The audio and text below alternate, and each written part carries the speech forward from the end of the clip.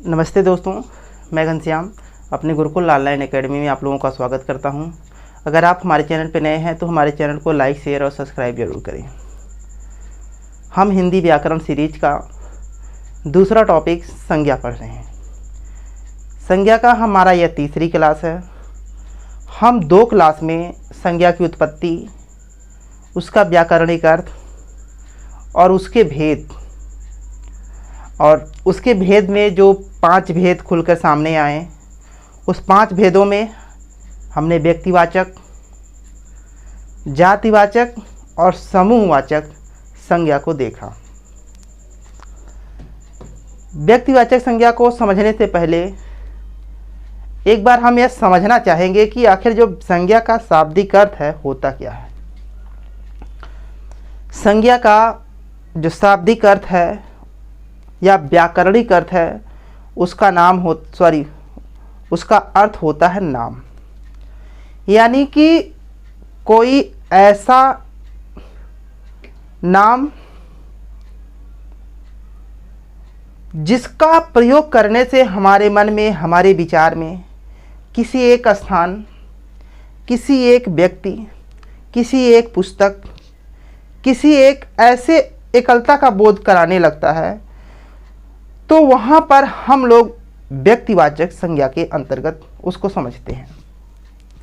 जैसे अगर हम देखें, राम, श्याम, मोहन, रामायण, महाभारत, अष्टाध्यायी, प्रयागराज, दिल्ली और हिमालय पर्वत, विंध्याचल पर्वत, इन शब्दों का प्रयोग करने से हम जैसे ही करते हैं हमारे मन में एक विचार आने लगता है कि इसका प्रयोग करने से हमें एकलता का बोध होने लगता है। अगर हम हिमालय कहें तो पूरे पृथ्वी पर एक ही हिमालय है, हिमालय पर्वत है, ना कि एक से अधिक है। अगर हम विंध्याचल पर्वत का नाम बोलें, वह पृथ्वी पर या भारतवर्ष में सिर्फ एक ही विंध्याचल पर्वत है और कोई नहीं है। अगर हम रामायण कहें तो वह एक ही रामायण है। अगर महाभारत पुस्तक की बात करें तो वह एक ही महाभारत पुस्तक है। और अगर हम राम कहें या श्याम कहें या घनश्याम कहें, एक का नाम का बोध कराने लगता है, तो वहाँ पर व्यक्तिवाचक संज्ञा होने लगती है। और इसी क्रम में अगर हम कोई ऐसा शब्द या नाम का प्रयोग करें जिससे किसी जाति का, किसी प्रजाति का, किसी समुदाय का बोध होने लगता है, तो वहाँ पर जातिवाचक संज्ञा होती है। जैसे अगर हम कहें फूल, जैसे हम कहें पशु, बहन, भाई और etc, ऐसे बहुत से शब्द हैं जिसका हम प्रयोग करने से हमारी एक ही प्रजाति की, जैसे अगर बहन कहें तो बहन का बोध होता है, भाई कहें तो भाई का बोध होता है, पशु कहें तो पूरी पशु प्रजाति की बोध होती है। अगर हम बकरी कहें तो पूरी बकरी प्रजाति का बोध होता है। तो जब बोध होने लगता है तो वहां पर जातिवाचक संज्ञा होने लगती है। और इसी क्रम में जब हम संज्ञा का जो नाम है, कुछ ऐसे नामों का प्रयोग करने लगते हैं जिससे किसी समुदाय का या समूह का बोध होने लगता है, तो वहाँ पर समूहवाचक संज्ञा होती है। जैसे गढ़, गुच्छा, पुलिस, कक्षा और etc, ऐसे जो शब्द हैं, अगर हम इसका प्रयोग करते हैं तो हमें एक समूह का बोध होने लगता है। हमारे विचारों में, हमारे मन में एक कौतूहल सा होने लगता है, तो ये तो समूह का बोध होने करा रहा है, इसीलिए वहाँ पर समूहवाचक संज्ञा होती है। अभी तक हमने 2 क्लास में इसका जो है डीपली अध्ययन किया है। आज हमारी तीसरी क्लास है और इस क्लास में हम द्रव्यवाचक, उसका दूसरा नाम पदार्थवाचक और प्लस और एक संज्ञा का जो और भेद होता है भाववाचक संज्ञा, उसको देखेंगे। अब हमारा जो हेडिंग होने वाली है वह हेडिंग होगी द्रववाचक संज्ञा या पदार्थवाचक संज्ञा। हमारी जो चौथा संज्ञा का भेद है उसमें जो हमारी हेडिंग होने वाली है द्रववाचक, क्या नाम है, सॉरी द्रव नहीं, द्रव्यवाचक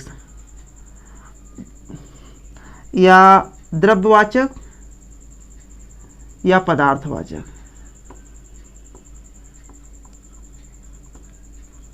वाचक संज्ञा, इसको समझने का प्रयास करते हैं, फिर परिभाषा लिखते हैं।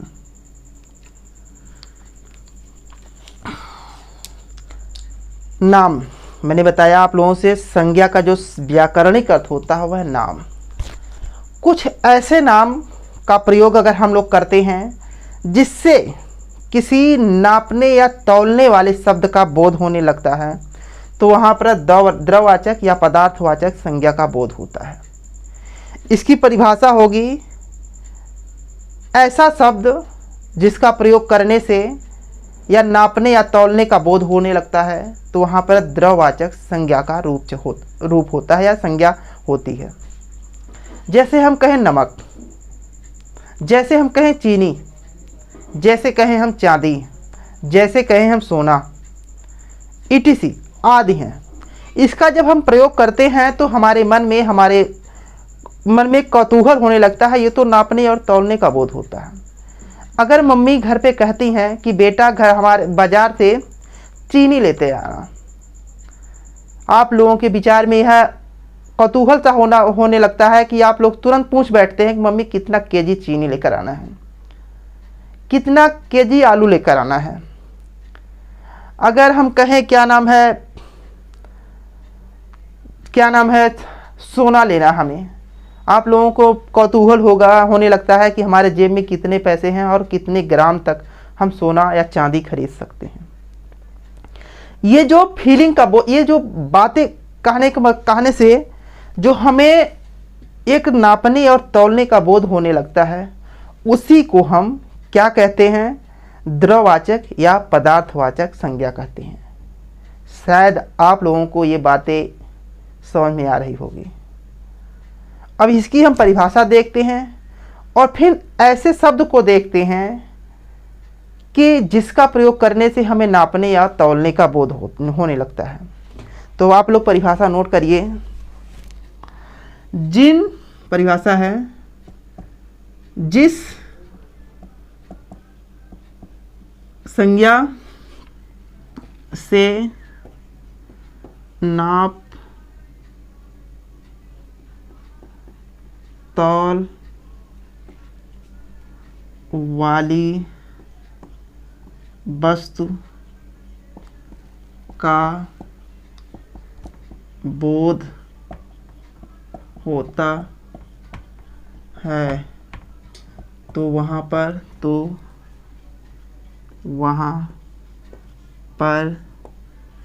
पदार्थवाचक या द्रव्यवाचक संज्ञा होता है। कोई ऐसा शब्द का प्रयोग होने लगे जिससे प्रयोग करने से नापने या तौल करने वाली वस्तु का बोध होने लगता है तो वहाँ पर कौन सा होता है, तो आप लोग बताएंगे वहाँ पर द्रववाचक संज्ञा होती है। ठीक है, अब देखते हैं ऐसे कौन कौन से शब्द हैं जिनका प्रयोग करने से हमारे इस शब्द का बोध होने लगता है। लेकिन आप लोग यही ध्यान रखिएगा कि जो ये द्रववाचक संज्ञा होती है, चलिए अच्छा जैसे लिख लेते हैं, फिर नोट से एक छोटा सा उसको हम देख लेते हैं कि आखिर वो कौन कौन से ऐसे शब्द हैं। चलिए इसको पहले लिख लेते हैं, जैसे में घी, तेल, कपड़ा और फल, उसके बाद जल, और कुछ ऐसी धातुएं हैं जिनका प्रयोग हम, जो धातुएं होती हैं वो भी इसके अंतर्गत आती हैं, जैसे सोना, चांदी, पानी, ये देखिए पानी, पानी भी आता है, तेजाब, कोयला, चीनी, चीनी। यह कुछ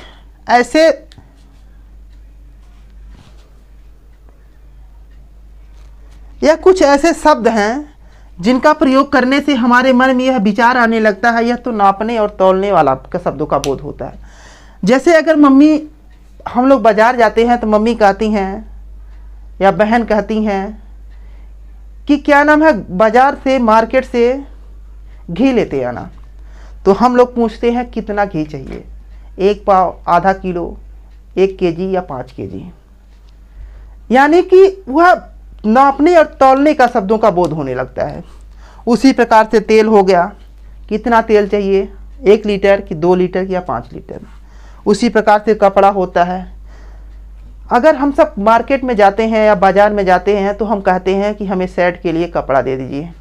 वो आपसे कहता है कितना मीटर आपको चाहिए, आपको 1 मीटर लगेगा कि 2 मीटर लगेगा। जितना हम बताते हैं वह उतना ही काट के हमें देता है, क्योंकि यहाँ पर नापने का बोध होता है कि 1 मीटर चाहिए कि 1.5 मीटर चाहिए कि 2 मीटर। उसी प्रकार से फल, अगर हम मार्केट में जाते हैं, ये नहीं कहता है कितना फल चाहिए, कितना केजी सेब चाहिए, तो वहाँ पर क्या नाम है, फल का जो बोध होने लगता है वो केजी के हिसाब से, वो भी नापने का बोध होता है।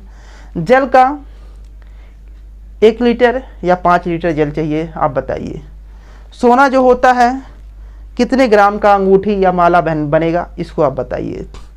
ये सब जो प्रयोग शब्द होने लगते हैं, यह नापने या तौलने का बोध कराते हैं, इसीलिए इनको हम द्रववाचक या पदार्थवाचक संज्ञा के अंतर्गत रखते हैं। अब यहीं पर आप लोग एक नोट्स है, आप लोग इसको लिख दीजिएगा, क्योंकि ये आए दिन एग्जाम में आप लोगों को जब आप एक वचन या बहुवचन पढ़ेंगे वहाँ पर आपको काम आएगा। जो होता है द्रववाचक संज्ञा या ये पदार्थवाचक संज्ञा, पदार्थवाचक संज्ञा, ये जरूरी है, आप लोग ध्यान रखिए। पदार्थवाचक संज्ञा जो होती है, पदार्थवाचक संज्ञा का बहुवचन नहीं होता। आप लोग इसको जरूर ध्यान रखिएगा कि जो पदार्थवाचक संज्ञा होती है इसका हम बहुवचन प्रयोग नहीं करते हैं, यानी कि यह जो होता है एक वचन में इसका प्रयोग होता है। अगर हम कहें सोना, इसका अगर हम बहुवचन बनाए सोने, तब गलत हो जाएगा। यानी जो सोना होता है, या जो तेल है हम कहें तेले, तब भी गलत हो जाएगा। यानी कि इसका जो है बहुवचन नहीं होगा। यह हमेशा द्रववाचक संज्ञा किस में प्रयोग होती है, तो आप लोग स्पष्ट रूप से बताइएगा। जो द्रववाचक संज्ञा होती है यह क्या नाम है, हमेशा हमेशा एक वचन में इसका प्रयोग किया जाता है। इस प्रकार से हमारा जो संज्ञा का चौथा भेद था वह पूरा हुआ। लेकिन अभी हम लोग एक नोट्स लिखे हैं, एक दूसरा नोट्स है, उसको भी लिख लेते हैं और यह देखने का प्रयास करते हैं कि आगे कैसे प्रश्न बनने की संभावना होती है। तो आप लोग ध्यान रखिए और इसको नोट करने का प्रयास करिए।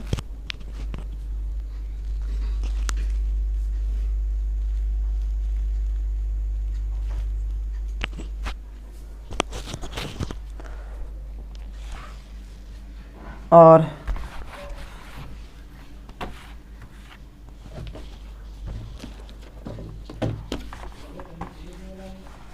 अब नोट्स का जो दूसरा टॉपिक नोट्स है उसको भी लिखिए, क्योंकि ये भी बहुत ज़रूरी है। दूसरा, जो ये द्रववाचक संज्ञा होती है इन्हें संख्याओं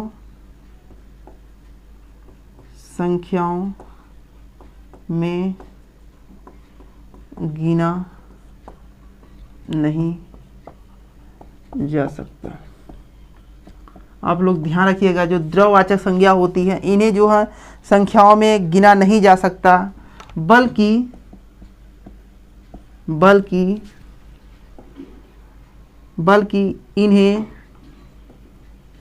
इन्हें तौला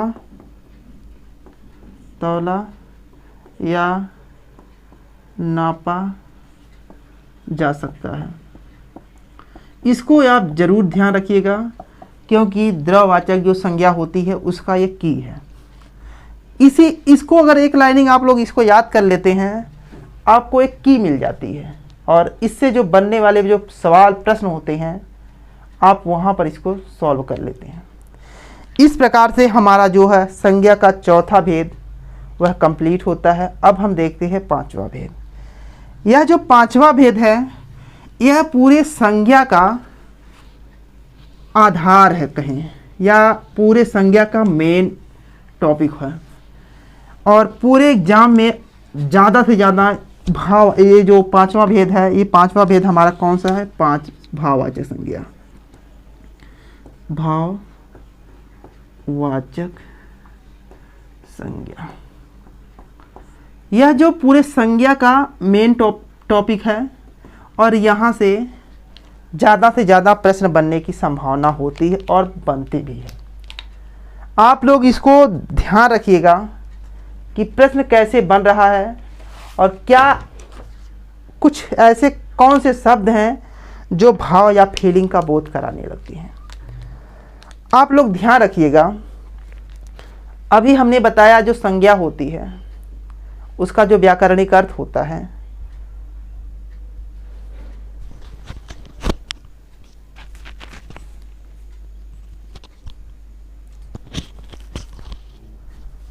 उसका जो व्याकरणिक अर्थ होता है उसका नाम ही होता है नाम।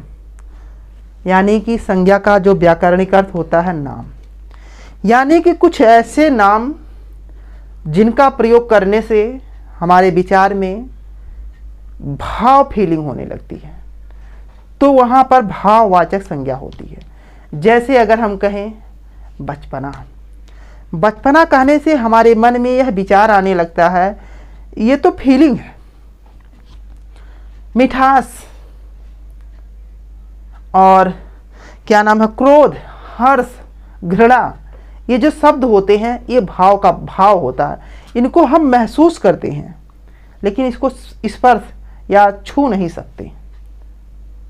तो एक बार हम इसकी परिभाषा नोट कर लेते हैं, फिर इसके बाद इसको डीपली छोटे छोटे पॉइंटों को देखते हुए इसको नोट करते और समझने का प्रयास करेंगे। इसकी जो परिभाषा होगी उसको देखते हैं। परिभाषा हमारी है, वे शब्द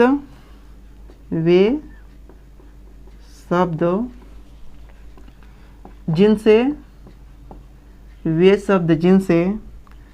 हृदय में किसी भाव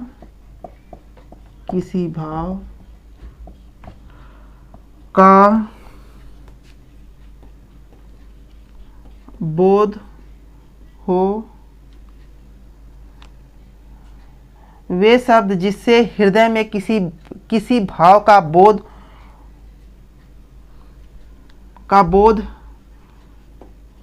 होने लगे तो उसे भाववाचक संज्ञा कहते हैं। यानी कि कोई ऐसा शब्द जिसका हम प्रयोग करते हैं और वह किसी भाव का बोध होने लगता है, हृदय में किसी भाव का बोध होने लगे तो वहाँ पर हम भाववाचक संज्ञा कहते हैं। और इसके आगे है, यह जो संज्ञा है अमूर्त होती है। अमूर्त मतलब इसको हम देख नहीं सकते, सिर्फ महसूस करते हैं। ठीक है, यह संज्ञा अमूर्त होती है, इसे हम छू या देख नहीं सकते, बल्कि इसे महसूस कर सकते हैं।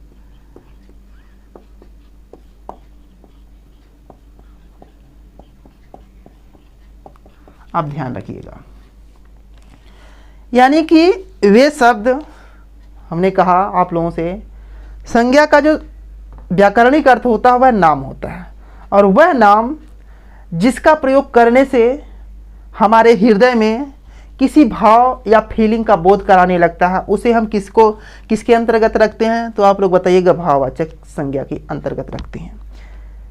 और यह अमूर्त होती है, इसे हम देख नहीं सकते, इसको सिर्फ महसूस किया जा सकता है, इसीलिए और इसे हम भाववाचक संज्ञा कहते हैं। इसका कुछ उदाहरण है, इसको देख लेते हैं और उदाहरण से हमारा जो परिभाषा है स्पष्ट हो जाएगी। अब जैसे डर, हर्ष, प्रसन्नता, क्रोध,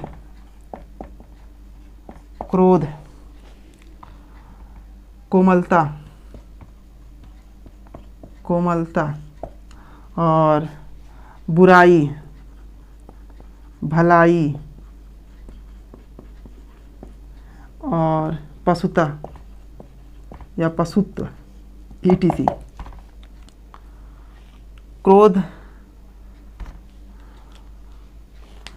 ये जो हमारे शब्द हैं, ये जो इसको कहने से हमें सिर्फ भाव या फीलिंग का बोध होने लगता है, इसीलिए हम इसको भाववाचक संज्ञा के अंतर्गत रखते हैं। अब कुछ ये हमारा जैसे बचपन और ग्लानि, कोमलता, पशुता आदि जो उदाहरण है etc, ऐसे जो उदाहरण प्रयोग किए जाते हैं वह भाववाचक संज्ञा के अंतर्गत आ जाते हैं। अब कुछ ऐसे प्रत्यय हैं जिनका हम प्रयोग करके भाववाचक संज्ञा का निर्माण करते हैं, और ये भी प्रश्न देखने को मिलता है कि मतलब कैसे भाववाचक संज्ञा का निर्माण होता है। तो हम उसको देख लेते हैं। 10-12 ऐसे प्रत्यय हैं जो भाववाचक संज्ञा का निर्माण करते हैं। अब उनमें से कौन कौन से हैं उसको देखते हैं। और हमारी हेडिंग होने वाली है निम्न लिखित प्रत्यय के योग से निर्मित शब्द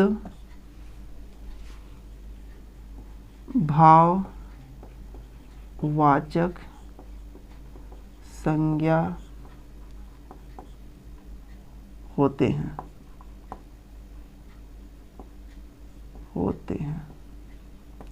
अब कौन कौन से प्रत्यय हैं हम देखते हैं। 10 प्रत्यय हैं, उस प्रत्यय को सबको देख लें। जैसे हम कहें ता प्रत्यय, यानी ता प्रत्यय से कुछ ऐसे शब्द बनते हैं जो भाव या फीलिंग का बोध कराते हैं। उसमें से आता है गुरुता, उसमें से आता है लघुता, और आगे देखा जाए पशुता, और इसी प्रकार से आता है शिष्टता। ता प्रत्यय से जो ये शब्द बन रहे हैं, यह जो होते हैं भाववाचक संज्ञा का निर्माण करते हैं। आप लोगों से प्रश्न पूछ सकता है कि लघुता में संज्ञा का कौन सा भेद होगा, तो आप लोग बताएंगे लघुता में, पशुता में, शिष्टता में, गुरुता में भाववाचक संज्ञा होती है। और अगला हमारा जो प्रत्यय होने वाला है त्वा प्रत्यय से कौन कौन से शब्द बनते हैं उसको देखते हैं। जिसमें से आता है पशुत्व, आगे जो पशुत्व के बाद जो आता है और क्या नाम है महत्व, उसके बाद जो बनेगा वह बनेगा लघुत्व। इस प्रकार से जो देखिए प्रत्यय यहाँ है, इस प्रकार से हमारा जो त्वा प्रत्यय से बनने वाले शब्द हैं ये भी किसके अंतर्गत आएंगे, तो भाववाचक संज्ञा। ऐसे बहुत से हैं शब्द जो क्या नाम है भाववाचक संज्ञा के अंतर्गत आते हैं। अब जैसे हमारा तीसरा जो प्रत्यय है ईमा प्रत्यय, कोई ऐसा शब्द हो जो बाद में जुड़ता है उसे हम क्या कहते हैं, प्रत्यय के, जैसे उपसर्ग जो पहले जुड़ता है शब्द के और प्रत्यय बाद में जुड़ता है। यानी कि कुछ शब्द ऐसे हैं जो लास्ट में ईमा जुड़ेगा, वहाँ पर भाववाचक संज्ञा का निर्माण होगा। कौन कौन से है, कौन कौन से शब्द आएंगे, जैसे कालिमा, लालिमा, गरिमा, जैसे कि कालिमा, गरिमा, उसके बाद लालिमा, और आगे जो हमारा बनेगा महिमा आदि। इस प्रकार से जो शब्द बन रहे हैं ये सब किसके अंतर्गत जाएंगे, तो आप लोग बताइएगा, भाववाचक संज्ञा के अंतर्गत। फिर उसके बाद आएगा आस प्रत्यय। कौन सा प्रत्यय, तो आप लोग बताइएगा आस प्रत्यय। जैसे मिठास, एक बार प्रश्न बना था कि ये जो मिठास है संज्ञा के किस रूप में जाएगा, संज्ञा के किस भेद में जाएगा, तो आप लोग बताएंगे मिठास जो है संज्ञा के भाववाचक संज्ञा के अंतर्गत जाएगा। उसके बाद खटास है, खटास है, उसके बाद क्या पता प्यास है। ये जो शब्द आ रहे हैं ये सब भाववाचक संज्ञा के अंतर्गत आएंगे। जैसे पन प्रत्यय, पन प्रत्यय जैसे आता है बचपन, उसके बाद आता है लड़कपन, उसके बाद आएगा आप लोगों के पास छुटपन। ऐसे जो शब्द बन रहे हैं वह किसके अंतर्गत जाएंगे, तो भाववाचक। उसके बाद आगे देखिए, जैसे आवट प्रत्यय, आवट प्रत्यय, आवट प्रत्यय जैसे मिलावट, मिलावट, उसके बाद अगर लिखावट, सजावट, ये जो सब में बन रहे हैं ये भाववाचक संज्ञा के अंतर्गत जाएंगे। अगला जो प्रत्यय होगा आहट प्रत्यय, आहट प्रत्यय। आहट प्रत्यय से कौन से शब्द बनेंगे, आप लोग ध्यान रखिएगा, जैसे टकराहट, राहट।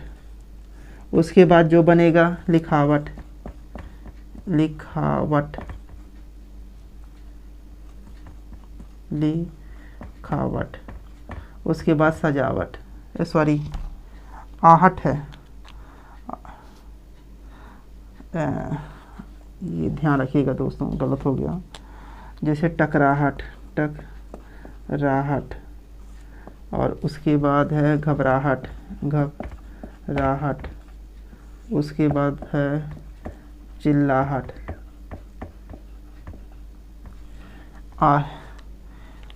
और दो तीन और प्रत्यय हैं उसको देख लेते हैं, पहले यहाँ समझ लेने का प्रयास करते हैं। जैसे कि आप लोग ध्यान दीजिएगा, अगर आप लोगों से पूछे घबराहट, घबराहट में संज्ञा का जो भेद है किसके अंतर्गत आएगा, आप लोग ध्यान रखिएगा। घबराहट कहने से एक फीलिंग का बोध होता है, इसको हम छू या स्पर्श नहीं कर सकते, इसीलिए यह किसके अंतर्गत जाएगा, तो आप लोग बताइए भाववाचक संज्ञा के अंतर्गत। जैसे छुटपन, लड़कपन, बचपन, मिठास, खटास, गरिमा, लालिमा, लघुता, महत्ता, पशुता, ये सब के शब्द जो शब्द हैं ये सब भाववाचक संज्ञा के अंतर्गत जाते हैं। आप लोग इसको नोट करिए। और दो तीन प्रत्यय और बच रहे हैं उसको भी नोट कर लेते हैं। अगला हमारा जो प्रत्यय होने वाला है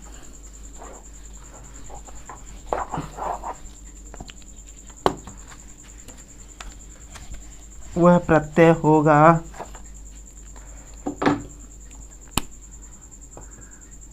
ईयत प्रत्यय, ईयत प्रत्यय।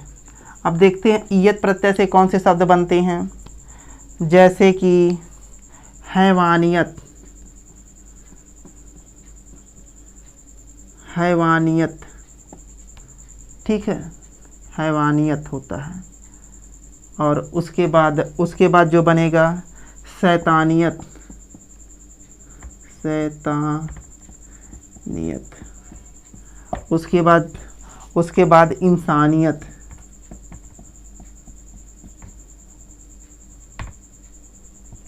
इंसानियत। ये जो शब्द बन रहे हैं ये सब भाववाचक संज्ञा के अंतर्गत जाएंगे। फिर उसके बाद गी प्रत्यय।